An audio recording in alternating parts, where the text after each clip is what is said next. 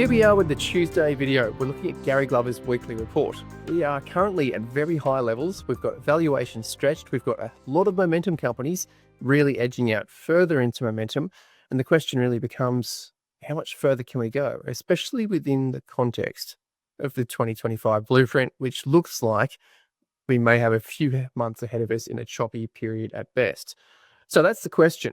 What we're looking at is how to trade it and whether we're easing off the portfolio. Are we still taking long positions, and how selective are we in those positions? So it's a lot to cover, but we know that Gary Glover is up to the task because he's written the report and he's ready for us to discuss it. Good afternoon, Gary. How are you? Yeah, I'm good. Yeah, it is. It's interesting here. This market, it feels very hot. A lot of stuff popping here. I struggle to find many new sort of setups, and everything looked very extended. Where I was going through a lot of the normal heavy, look at the top 300 there. Yeah, gee, I'd probably say 75 to 80% of it was pretty extended there. There wasn't, as we know, they extended can get more extended. But I was trying to look at what sectors could potentially rotate, up, and then if others rotated down, and I just couldn't. I felt like in the past sort of 3 to maybe the last few months that there's been plenty of sectors that I thought looked ready to rotate up. I'm struggling to find many stocks that look ready to rotate up. So it's the first time I've looked at the market and thought, wow, it looks Not giving you the offers that you want. it looks like it's I saw a lot of stocks that looked vulnerable here as well. So that bothered me. To the point that's sort of, because then it's, it just needs a few stocks just to sort of cool off here all at 4 and 10. And then you'll end up with a bit of a pullback there. So, just told me that, maybe if things get a little hot this week, maybe try and take a little bit off, maybe even look at a bit more of a hedge. But yeah, and it sort of scared me too, the fact that now the Nasdaq has really pushed on here. It's now getting pretty close to some big levels, which I didn't think we'd be looking at this time of year. I thought we'd be there later on. So just, just Fibonacci levels, expansion, yeah, kind of thing. yeah. Just, that range there you can see there. That's sort of see how we've that 2022 pullback. So we're now sort of, we're not that far away from doubling that range. So when we talked about these ranges there squaring off previously, that was the point where we got a cool off last time. We had a decent pullback on all the markets there. So we just don't want to be approaching those too early here, because those are big levels technically. And, if the market does this sort of blow off sort of top here, then that tells us we might get a high earlier. It's healthier to have a few pullbacks and consolidations than to keep, everyone's not going to keep going up. But if we go up too fast, we're going to mark potentially a sort of a more aggressive vertical top. And that means you could probably get a nastier pullback. So we just want to see the market have a consolidation here, sit back on top of that previous high, use up a bit of time there. That'll leave us room for another leg higher. In my opinion, we don't want to see a market get too blow off into a top here, aggressive high, because that might lead to a larger decline. So that's making me nervous here. So I just feel like it needs to sort of cool off here, needs to sort of consolidate here. Otherwise, I'll be worried about the market finding a high earlier. But we'll see. I said I'm still pretty nervous. I just didn't see. I struggle to see where the gains are going to come from, because everything looks pretty late stage here. Well, late stage, if we look at the Nasdaq, you are concerned about it, and I can see from the expansion that it's more concerning than, say, the S&P 500. But still concerns there. We've had Jackson Hole, so Friday our time coming into that. We now wake up to the market being up a fair bit. So that extension, the S&P 500, are you as concerned about it edging up higher, and the further it goes, the more it increases the probability of us having a more hefty pullback? Yeah, so far that one has abided by the 125, so it is sort of consolidating sort of at it. So we've had 2 weeks sort of just keeping it at bay here. So so that's still sort of showing some resistance there. So it'd be nice to sort of see that consolidate here. Like because if you look at those sort of similar cycles, it can get pretty messy. Like it can pull back there. So it can be a little bit of a congestion period. So but I think it'd be healthy to sort of see that type of price action than to go, if we keep going straight up here, then we're probably going to go up into we're going to probably mark a high early, which will be I think it'll be negative there, the longer term. So I think it's important to cool off here. That's all. And if we look at the Dow Jones, it's the other way to look at the lens. It has surpassed it. So 1, 2, 3 in your chart. Hey, we've gone through it. We did it with a big gusto. And Yeah. is that more concerning, less concerning? How do you see the Dow Jones sitting between the Nasdaq and the S&P, or they're right in there with mix? Yeah, so this one bothers me the most because that's sort of 3 attempts at the high that have gone through for the 4th attempt and then broken through.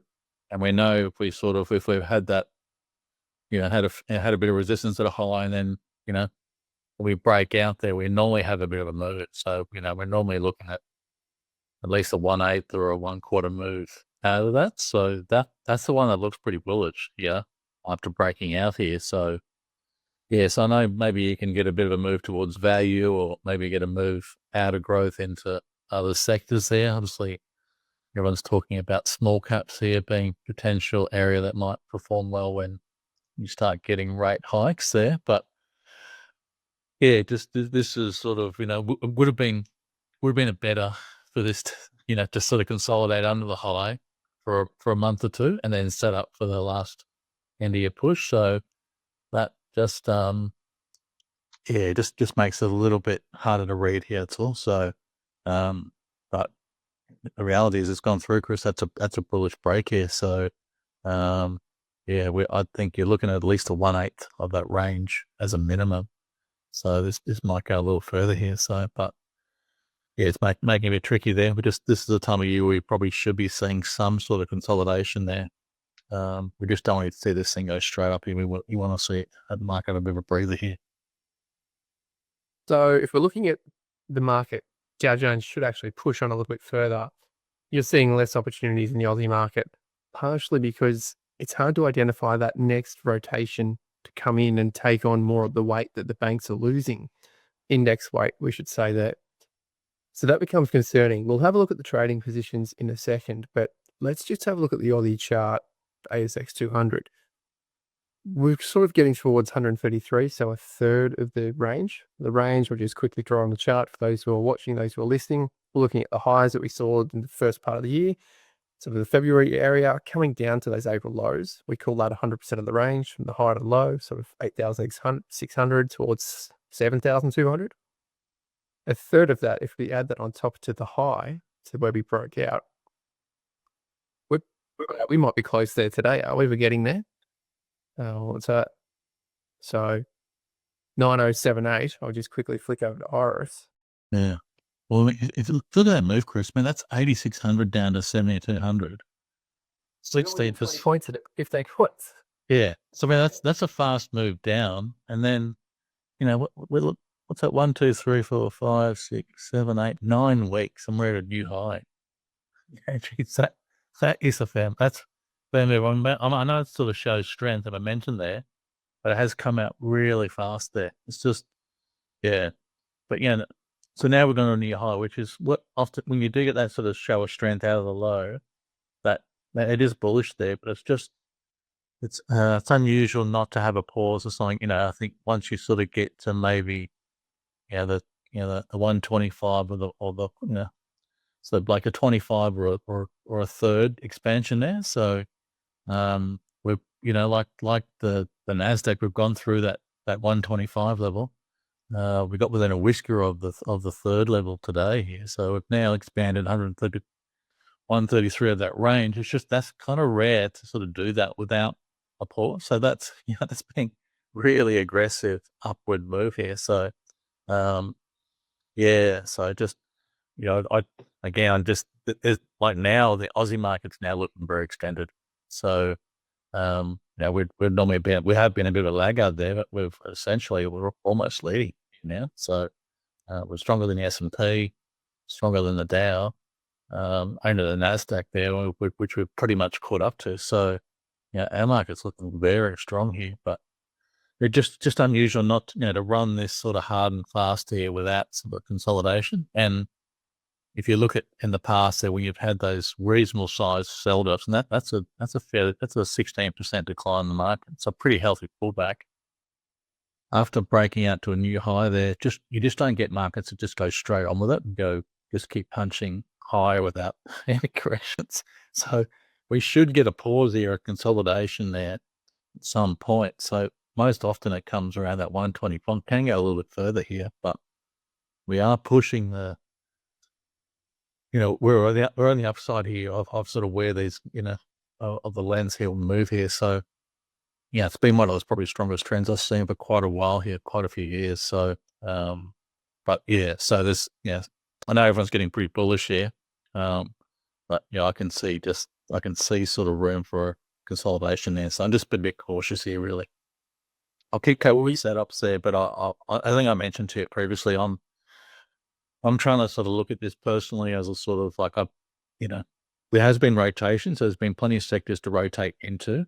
But if you thought the market's been a bit hot, you could probably put a little bit of a hedge on, and then you're sort of trading against your hedge. So you bet on your longs outperforming the market. That's one way to do it. This is the first time that I've thought about the Aussie market putting a hedge on, because that's now looking as extended as it's been for a while here. So it looks pretty vulnerable to me. Well, you've talked previously about putting your hedges on using the US markets, the ETFs listed on the ASX that hedge into the US market, so bearish ETFs.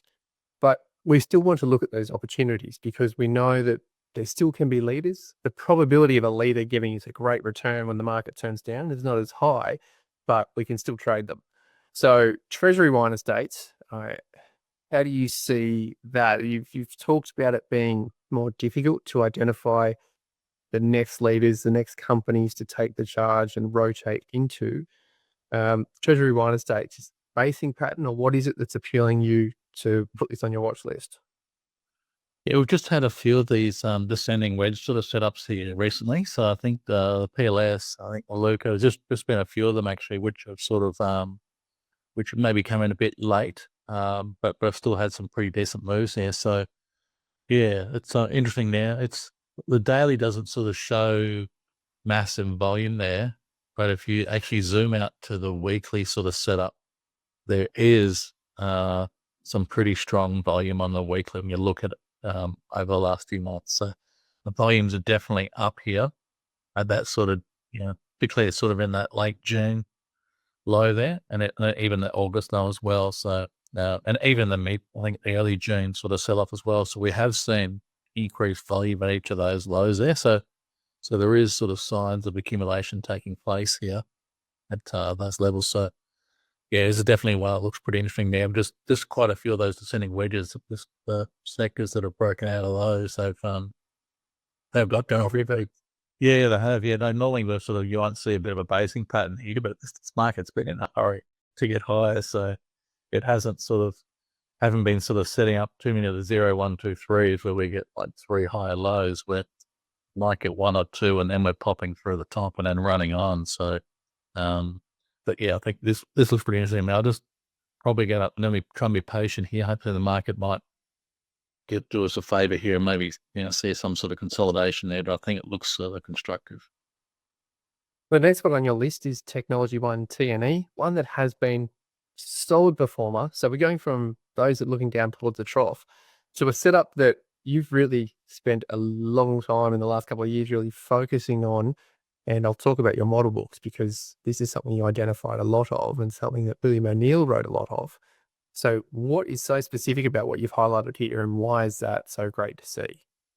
Yeah, it's just a tight pattern there. So we've had 11 weeks here, sort of pretty much going sideways. So we've had a really, really strong move. And that's a vertical. We've gone from $24 to $42, almost doubled in value, and then it's had a bit of a breather here, and it hasn't sold off, Chris. So that's literally like it's So it stayed in the, in the top quartile here, probably in the top 15-20% there. So really, it's only come back a small amount of the range here. So when they sort of have that high and tight sort of move there, it's just a show of strength. It's sort of, the market's struggling to push this stock lower. So 11 weeks there, we haven't even hasn't even pulled back a quarter of the range. So it leaves it in a very, very strong position there. That's the sort of setup you normally sort of see that, what an Elliott wave might refer to it as like a fourth wave. And then you pop to a new high there. So it looks pretty strong here. So, no weakness showing there. So again, you're sort of still seeing a few of these late stage moves here, sort of a little bit of room here. But we've seen a few of those pop up here, and then I think maybe Catapult did one of these recently, and then went to a new high, and then a sort of pullback since. So a few other stocks have made a similar pattern, but and an advance, but then they rolled off afterwards. So this could go to $45, $46 even before we see it roll off here. So just looks pretty robust. Nice. Well, it's a lovely chart to see, and you're spot on. Solid gain, and that's sort of that 100% club that you talk about. It's rare to see with the share price so high, so we do want to see what happens with Technology One. Paladin Energy, different space. Uranium did really well earlier in the year, and then just really hasn't gotten on with it. But that volatility movement, so we're talking about sort of an 8.25 pullback to almost $6, and then it's sitting within a range of $1 in this tight box. Yeah. How do you trade it from here? Because it's come down into it as opposed to up into that congestion period that we just saw with Technology One. What marks this one differently? Yeah, it's a messier sort of setup here. I just still gonna look across that energy complex, Chris. I just see like the demand. I mean, we've got all these data centers coming online there. Energy companies are forecasting like energy, to be like the requirements to be triple what the requirements currently. So they're gonna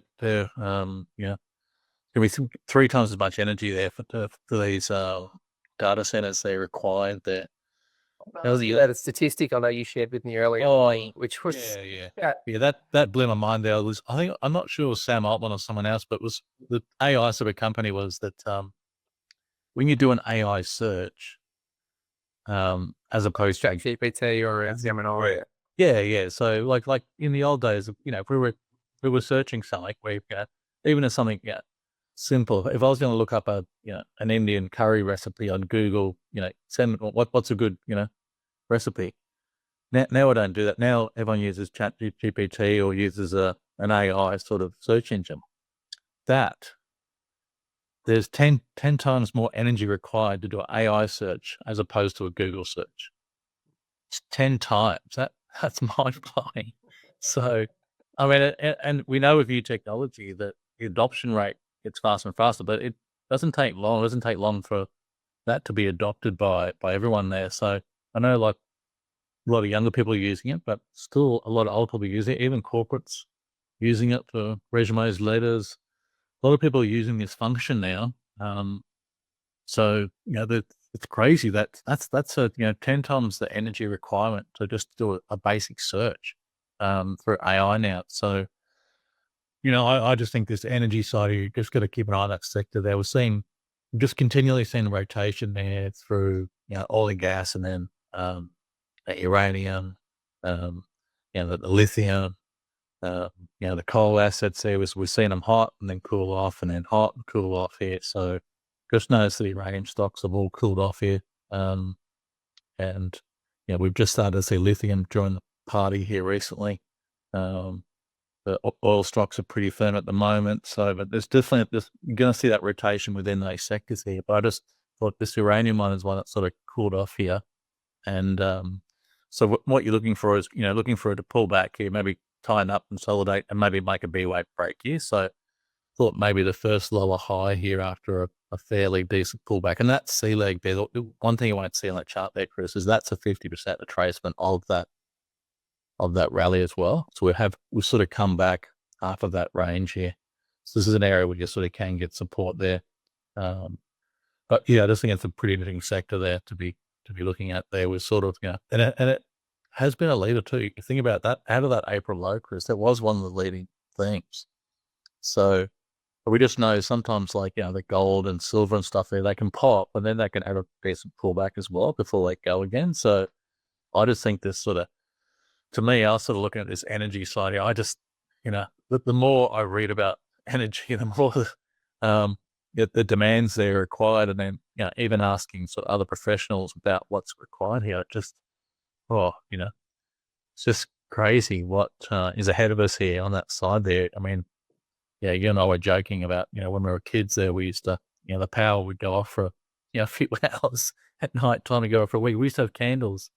I worry that I worry that's coming, because the energy requirements, like, just going to go through the roof here in the next few years. So, yeah, it's really, unless we come up with a cheaper alternative here than exists here, that's why all the green, all green tech, all the, all renewables and green energy has gone off the boil, because everyone knows we don't have enough. And we need it now. We need it for the research, the 10 AI searches that you're going to do in the next hour. So there's a reason why Microsoft and large AI providers have signed contracts to go and redeploy. I think it's Green Island in the US, where Green Island's a real name. I forgot the name of it, but the uranium. The power. There's a lot of uranium plants coming on, enrichment sort of like coming online here. So, yeah, I really think this energy, not the, I hate to say story there. I just think, if we look forward here, the energy requirements are going to be massive there. But you look at sort of this, we're so early in this, artificial intelligence, industry as well. I mean, we haven't, I think sort of robotics is kind of the next leg here, Chris, and that's going to need more energy requirements that sort of build that sort of stuff as well. Yeah. So, it's, that's the one thing we're going to be sort of short of here, that, in my opinion, I could be wrong here, but that, with everything going on, with the sort of significant change taking place, that has got to be So that's going to, I mean, I know Zero Hedge was one of the first guys to break the COVID sort of story there.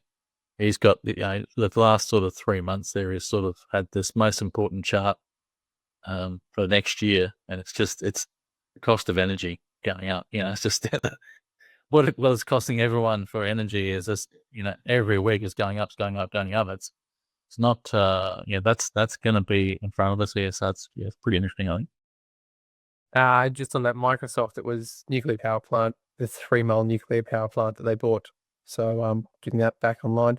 The next chart in your list is Vulcan Energy. So you're talking about the green energy, talking about lithium. They also have geothermal sort of on there, but really that lithium play, mineral resources, PLS, IGO, they're doing well in the last couple of weeks and months. And today, Vulcan Energy, a little bit different. It's sort of that laggard space that you talk about, because you did watch mineral resources. I'm pretty sure you traded it, and a few other lithium names in the last few months. What's Vulcan doing to get its name in your report this week? Yeah, I mean, there has been a former leader there, so that's sort of always sort of, trying to go back and look at sort of how they're setting up here. It is pretty messy there, but we are starting to sort of see, we saw a bit of a false break of that low, and it did have a bit of a pop there on a pretty good update. So then it's come right back in the range there, just a bit unloved with everything else going on there. But yeah, I still think we're gonna need all forms of energy here moving forward here. So it's just interesting to sort of watch that price tighten up here on the daily there. So I wouldn't really be trying to come into this until I see a little bit of strength there, Chris. I want to sort of see a little BY break there. So I might start with maybe a small starting position there. But yeah, I mean, it's been out of favor here because everything else has come into favor. But yeah, I think, all energy forms here are probably going to be climbed there. I mean, but we've seen a bit of it. We've seen those coal stocks have had a nice run here the last few months. So I saw those starting to cool off there. But just the one thing we've just seen is this rotation through different sectors that year. So this is the only one that I sort of thought was certainly a little bit different sort of sector there. It's been a little cool there, which could improve here. That's a good insight for the week ahead. We understand that you've got heavy hedges into the market, light portfolio allocation to the longs. You are still picking up the longs, but you're also trying to pick those that have less vulnerable on the stretched side of things. So it's, Yeah, I think it is sort of like and that market there, Chris, as well. If you look at this sort of period, those sort of post-election year, I think the average pullback to about 5% post-election years, and then for 50 years, it's probably around about, you get 4.5 to 5% as well. So you don't get big pullbacks there, but if the market gets a little heavy here, I'm sort of like, I'll buy a little bit of a hedge, but if the market pulls back, has like 3 to 5 days cooling off, I just take that hedge straight off. Because I just don't see us having big pullbacks here as well. So yeah, it's I don't know. It feels like it's sort of like it's like you're going down a hill at the moment, no brakes. You do need to put the foot down a little bit just to slow up there. Otherwise it's